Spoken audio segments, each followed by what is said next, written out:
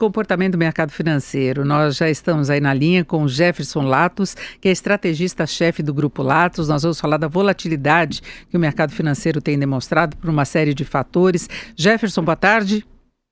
Oi, Denise, boa tarde a todos. Bom, Jefferson, nós estamos tendo aí altos e baixos, tanto de bolsa como de dólar. Nós tivemos anteontem um dia muito pesado, o dólar passou dos 4,20, a bolsa com uma queda acentuada, ontem um dia mais positivo e hoje o mercado oscilando demais. O dólar abriu os negócios em alta, agora cai 0,15%, R$ 4,17, o comercial já chegou a registrar uma queda mais acentuada.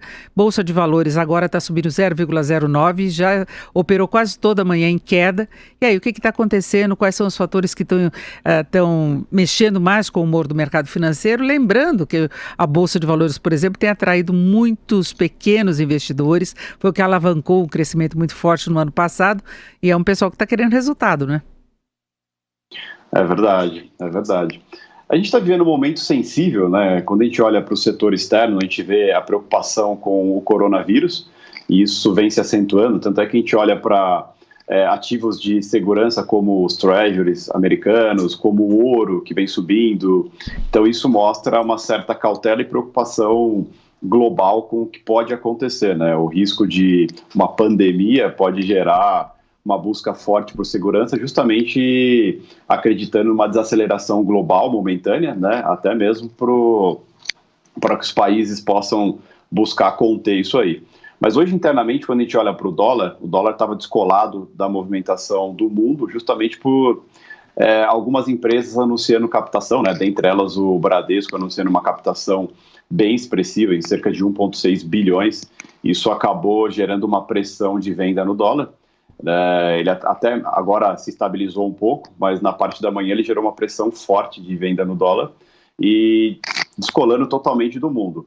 O Ibov pesou ainda com preocupações sobre a exportação de carne de boi por algumas empresas, como vai ficar essa negociação e se isso pode impactar no PIB, uma coisa que é importante ser dita, e também ainda reagindo a preocupações sobre o coronavírus, né, que pode sim ter estragos muito maiores aí do que a gente imagina, né?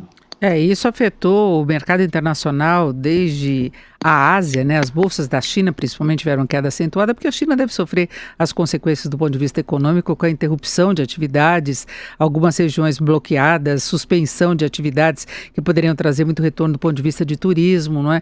Então tem todas essas consequências concretas, independentemente da preocupação maior com relação à epidemia mesmo, né? Exatamente. E existe muita incerteza, né? A gente não sabe exatamente se os números são realistas. Algumas cidades chinesas estarem em quarentena, isso preocupa um pouco, até mesmo devido ao feriado deles que vai começar, tem muita viagem, né? O povo chinês gosta muito de viajar, existe uma preocupação com a Europa. Então, o mercado ele vai oscilar bastante em cima dessa incerteza. A gente viu hoje na abertura dos mercados de Nova York, o S&P 500 caiu forte logo na abertura, depois deu uma recuperada. Ainda a incerteza é bem grande e aí não se sabe o impacto de tudo isso, né? Então, a gente vê o Ibov hoje abriu negativamente, forte, caiu quase 1%, retornou, está agora estável. A Vale caindo forte porque o minério de ferro caiu forte na China, justamente por preocupações com o coronavírus. Então a gente está vivendo uma incerteza muito grande. O petróleo também, né, cedeu bastante ontem, cedeu mais um pouco hoje, também com preocupações de diminuição de demanda no mundo. A Petro até que não está sofrendo tanto com isso. Então a incerteza é bem grande, difícil a gente traçar um horizonte sem saber aonde pode parar toda essa pandemia, que é a expectativa, a preocupação que se torne, né, o coronavírus. E teve alguma repercussão para o mercado a divulgação do IPCA 15 hoje? Porque a gente logo viu os comentários em relação ao que pode acontecer a taxa básica de juros. Isso chegou a ter alguma repercussão efetiva aí no movimento do mercado? Olha, até que sim. O mercado quer corte de juros, né? O mercado ainda acredita que tem espaço para um corte de pelo menos mais 50 base points até o final do ano, para a gente terminar com juros em 4%. Então o mercado acaba repercutindo a cada dado que venha a sair fora do padrão e que possa fazer o Banco Central repensar a situação sobre o corte de juros ou não. Até vale lembrar que o Campos Neto disse que ele vai ser bem paciente daqui para frente com a política monetária, né, vai ver como a economia se comporta, né? Porque na verdade o IPCA vem um pouco acima das projeções e aí coloca uma cautela maior também nessas projeções quanto a novos cortes, né?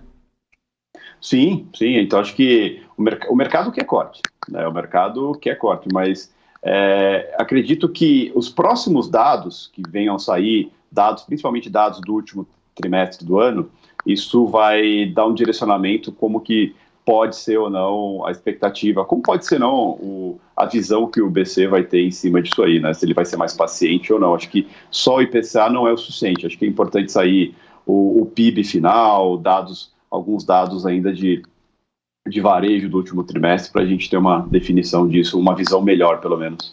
Agora o mercado quer mais corte dos juros para ter mais estímulo à atividade econômica, à reação da economia? Com certeza, o Brasil ele vem retomando, isso é inegável, né? Acho que a gente sentiu isso logo no final do ano.